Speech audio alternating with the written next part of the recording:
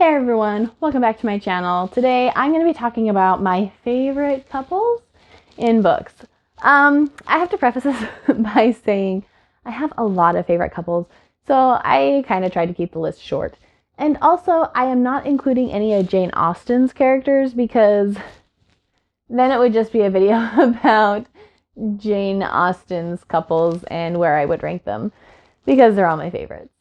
And I'm already talking a lot about Jane Austen this month because it's February and I'm reading a ton of romances, including Jane Austen's and Jane Austen retellings. So I just decided for this video, we're going to not include those. But just so you know, those are some of my favorite couples. The rest of them, honestly, were just the first ones that came to my mind, where I didn't have to really sit and think and ponder or go back and look at different books that I own to remember. They were just the first ones off the top of my head, which means they really probably are my favorite couples. Granted, some of these couples, it's been a long time since I've read the book that they're in, and my taste has changed, so it is possible that I might go back and reread one of these and decide, no, not my favorite anymore. But I doubt it. I'm pretty sure. Because as I was thinking about them, I was thinking, yeah, I like these people. Hey everyone, just going to jump in here real quick to warn you there are some spoilers in this video because I'm talking about couples I like, so chances are this is the couple that makes it in the book, and I'm going to be sometimes listing specific scenes or events that made me love this couple, and so that could be a little bit spoilery. So I will do some timestamps down below in the comment section, so if you want to skip around and make sure that there's a book you don't want to know about and know about the couple in that book, you can try to avoid that. All right, that's all. Bye. All right. So first of all, this one is going to be not necessarily a hot take, but I know a lot of people are going to give me side eye because they think that this couple was very poorly written, as were all of the romantic couples in this series, which is Lan and Nynaeve in The Wheel of Time. Robert Jordan gets a lot of flack for the way he handles romances, and honestly, it's deserved. But Nynaeve and Lan is not out of nowhere. People always say, like, this came out of nowhere. I was so confused when all of a sudden Lan and Nynaeve ended up together. And I'm kind of like, really? Okay. Granted, I was 14 when I read this book. Or no, I was 13. Yeah, I was 13 when I read The Eye of the World. And I was kind of in that stage of life where I loved romance. I was eating up romance. And so I was very aware of every sort of possible romantic interaction that occurred in those books. For example, I actually wasn't surprised by Tom and Moiraine ending up together. That didn't come out of nowhere to me either. And no, this wasn't because I've read the books multiple times again and again and again, although I have. I picked up on Lan and Nynaeve the very first time I read it, and I loved them together. I was hoping they'd end up together. So towards the end of the book, when there is that scene where there is a conversation that's overheard, that's pretty revealing about their feelings for each other, I wasn't so much surprised as I was excited that they were finally having this conversation. Okay, just getting that out there. It was possible to see this coming. There was some development.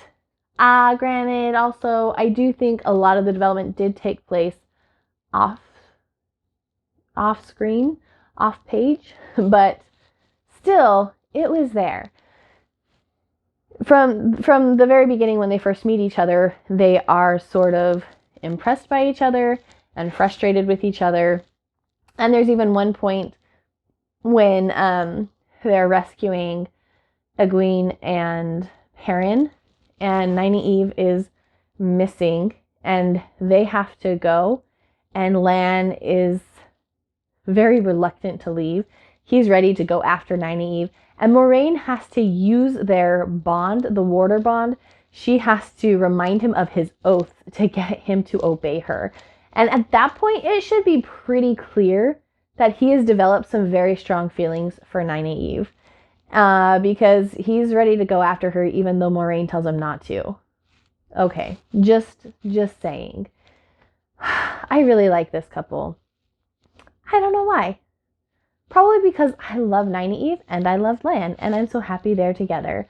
I like that they are not together for a huge part of the series, and that's okay. They can both go and do the things that they need to do, and, you know, saving the world is more important than them being able to spend some romantic time together. I like that they both have a sense of the responsibility that they have, and that neither one of them resents the other for needing to go take care of those things, even though they would rather be together. And eventually they are able to be together. But I like that. I think that's a healthy dynamic with them. And the other thing I love, one of my favorite scenes in the books, is towards the end of the series when Nynaeve is able to rally the Valkyrie to ride with Lan. I'm not even going to try to paraphrase what she says, but when I read that scene, it brings tears to my eyes. And another one of my favorite scenes of all time is when Nynaeve goes through the arcs, through the terangrial, the 3 arced terangrial for accepted. That scene where she has to leave Lan is so well done, in my opinion.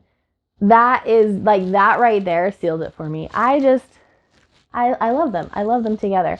And I love the possibility of them being able to make each other better. This is an example of where I feel like 2 people come together and they make each other better. She softens him. He kind of calms her down. I mean, not to say like, calm down, woman. I'm not saying that, but you know, they balance each other out really well, I feel like. And so it's one of the reasons why, you know, they're one of my faves. There are several other couples in those series that are not my faves. And in fact, there's a couple that's probably going to end up on my not favorite couples list, which I think I have put out already. So see the link down below. But that's not this video. We'll go on to my next favorite. My next favorite couple is Wax and Steris from the Wax and Wayne series. They first meet in that first book of that series, The Alloy of Law. This is a series that takes place many years after the original Mistborn trilogy. And honestly, this was a series I really didn't have a lot of interest in reading. I loved Mistborn and I loved Brandon Sanderson, but there was something about the cover, and the guy had like a cowboy hat on and it looked like a Western, but it was dealing with magic and fantasy. And I don't know, I was just kind of like, nah, that doesn't seem like my thing. I'm not really a big Western girl. Although, maybe I should give them a try, because my husband loves Westerns. So maybe I need to broaden my horizons. But anyways, it took me a while to try this series out. In fact, it was my husband who originally started listening to that series, and he made me listen to it. He was like, no, I really don't like it. You need to listen to this. And I did, and I loved it. I especially loved Wax and Steris. I loved what a slow burn that relationship is. In fact, in the first book, they're not even really necessarily a couple. They're like kind of a pretend couple. Like, they have an understanding, this marriage that they are both going to be agreeing to. And I'm not even sure in the first book if they're actually going to end up together. It becomes more and more of a possibility and clear what happens to them as the series goes on. And I think maybe for one of those reasons is why I love them so much. This is definitely not insta-love. It is the opposite of insta-love. There is a real, true foundation that is built with their relationship. They are absolutely, definitely friends. There is some unrequited love that goes on in this. And then there is sort of this not even realizing you're in love, and then you realize, I love this person. And I love that. And they are respectful to each other. The story is great. They're just, I don't know, good things all around. I love this couple. Enough said.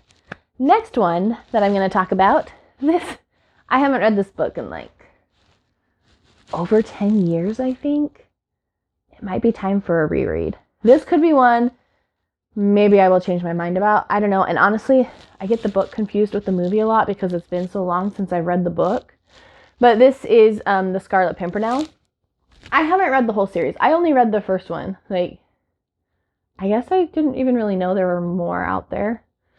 I don't know. Anyways, I really love Sir Percy and Marguerite. I think that this is kind of an example of insta-love, sort of. They get married very quickly. He falls in love with her, love at first sight kind of a thing. They don't really know each other that well, but they get married. So I normally hate insta-love. But the way this is written, it doesn't really bother me because I'm not there for their insta-love meeting necessarily. The book starts with them already having been married, and Marguerite is struggling because she knows there's something wrong in her marriage. So what happens is, because they got married so quickly, when Sir Percy finds out that, well, he thinks he finds out that she is responsible for an entire family's death back in France, some people that she used to be rivals with, she changes in his view. And he still loves her, and it's like, it's not necessarily one of those cases, though, where it's miscommunication and he should have just cleared it up with her, because he can't necessarily ask her about it or dig too deeply into it because he's the Scarlet Pimpernel and he has to protect his identity. If he is revealed, then if she really is this horrible person who is willing to cause the death of an entire family, he can't be sure that she wouldn't turn him in or turn his men in and risk the entire operation. So it kind of makes sense why he can't really go to her and explain things to her. And he does ask her about it, and she doesn't deny it. She gets offended that he thinks it's something that she would do, and so she just doesn't say anything.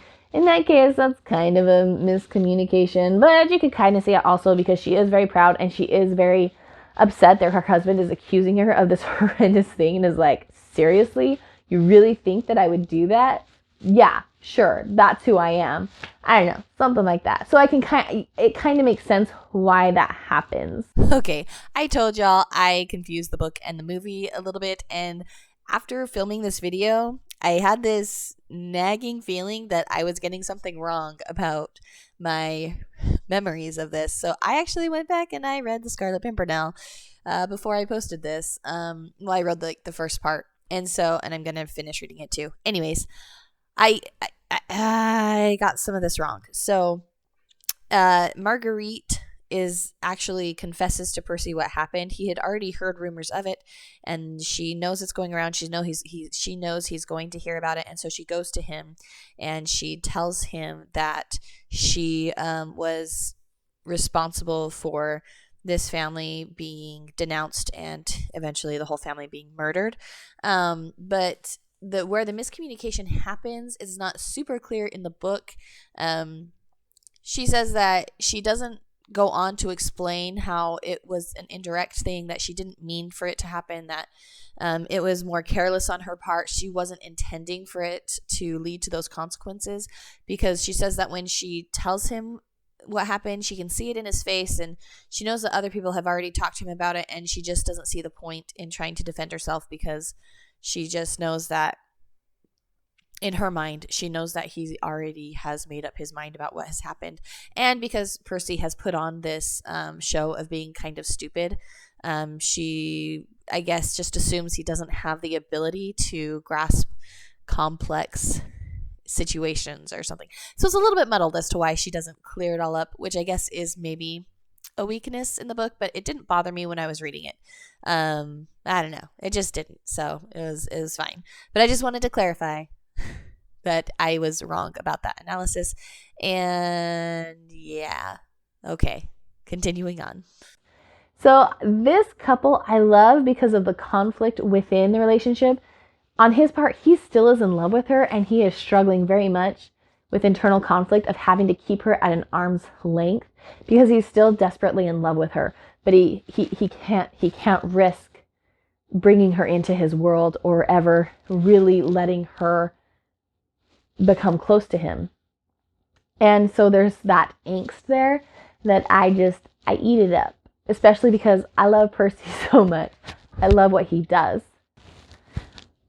Okay, so I love the couple from his side because he's so in love with her. He can't tell her. There's so much internal turmoil going on within him. And then on Marguerite's side, she's a very strong woman. She's a very independent woman. And she's struggling too because this person who she thought he was one thing and now he's not what she expected. She is a really great character. And she loves deeply. And you know this by her relationship with her brother. She is so loyal to her brother. She loves him passionately. I mean, there's just so much good tension and conflict in this book. And even though it has some tropes that I hate, for some reason, the way it was written or the way that it's done or the way that the characters are, for whatever reason, I don't hate them here. Maybe I'm just a hypocrite, but I don't hate them here. I end up loving this story, and I love these two together, and I wish them every happiness. All right, moving on to couple number 4. This one is just classic. Anne Shirley and Gilbert Blythe from Anne of Green Gables. Oh, written by L.M. Montgomery. I love these two in this book. This has so many things in it that are so great in a healthy romance. You have something of an enemies to friends to lovers story, although Gilbert is never really Anne's enemy. She just thinks he's her enemy. He always really loves her, and so there's this unrequited love on his part, but he is such a good person. I mean, yeah, he called her carrots and he tugged on her braid. It's not cool. I mean, they're like school-age kids. He does something really stupid. And then he spends years and years trying to make up for it and doing whatever he can to become part of her good graces. And eventually she accepts him as a friend. So then now he's in the friend zone, like the poor guy. And eventually she finally realizes that Gilbert is actually the person that she's meant to be with. What I love about this is how Anne is a romantic. She's kind of like a lot of readers. And she falls into the trap that a lot of readers will fall into. In that, at least I did this. I sometimes romanticized the wrong things when I was younger. And I always had in my head, like, tall and dark and handsome. I did marry someone who was tall, dark, and handsome, but I mean, it just so happened that that's who I ended up falling in love with. But anyways, my point is, Anne has it fixed in her mind that who she needs to end up with, and it has to be this incredibly romantic and dramatic and whatever angsty romance that she needs to be a part of. And she finally realizes at the end of the day that that's not really what love is about. And she finally realizes that this incredible relationship that she has with Gilbert, this enduring friendship, and this solid love that he has had for her for so long, how he has always been there for her and sacrificed for her, she finally realizes that is true romance. That's what love is about. Oftentimes in books, I'm guilty of this. We look at the wrong things as romantic. We idealize the wrong kind of a couple because it makes us feel things to have the drama and the tension, and it's more exciting. But ultimately, when it comes down to it, healthy, stable relationships are the most romantic relationships. And I love this book because it really demonstrates that. They are just a great couple with each other, and they treat each other well, and it's a great story. So then it's also a great movie. Anyways, okay. Finally, this video is getting a little bit long, so I'm just going to end on saying this one I'm going to get some hate for as well. Kind of like the first one. I think this one's going to be a little bit controversial, but I don't care. You know what? This is my channel, and this is a couple that I really liked, and I shipped them, and I was so happy they ended up together, and that's Peeta and Katniss. Although, I will say There is a hilarious parody video done about Peeta and Katniss and why Peeta is kind of not awesome. And I'll link that down below. I can laugh at some of my favorite characters and their flaws. Anyways, seriously, it's a funny video. But that being said, I really did love this couple in the books. I love that Katniss, again, this feels like a slow burn. Not on Peeta's part. Peeta, he's kind of already in love with her. With Katniss, it makes sense that she just doesn't know what she wants. They're teenagers, and she has life and death on her shoulders. As far as she knows, only one of them can survive.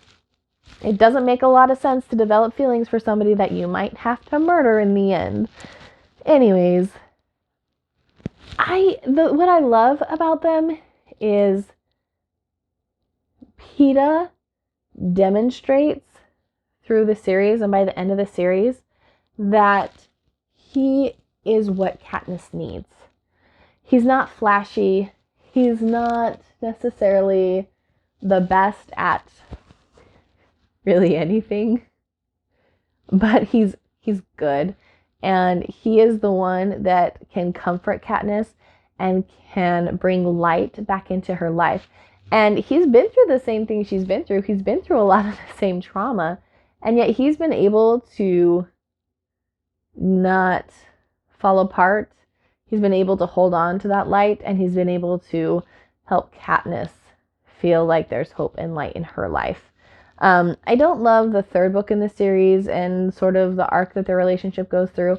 I think it was a good idea because it introduces some angst and tension into their relationship and a different dynamic. It just feels like that book, not that the book should have been longer, because it shouldn't have been longer, and the series shouldn't have been longer. It's just introducing this specific conflict into their relationship. There wasn't enough time for that to really fully arc in a satisfying way.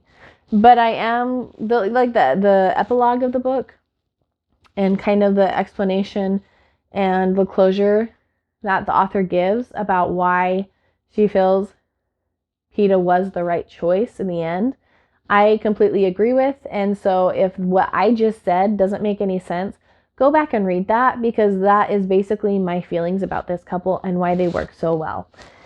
Anyways, that's my opinion of great couples.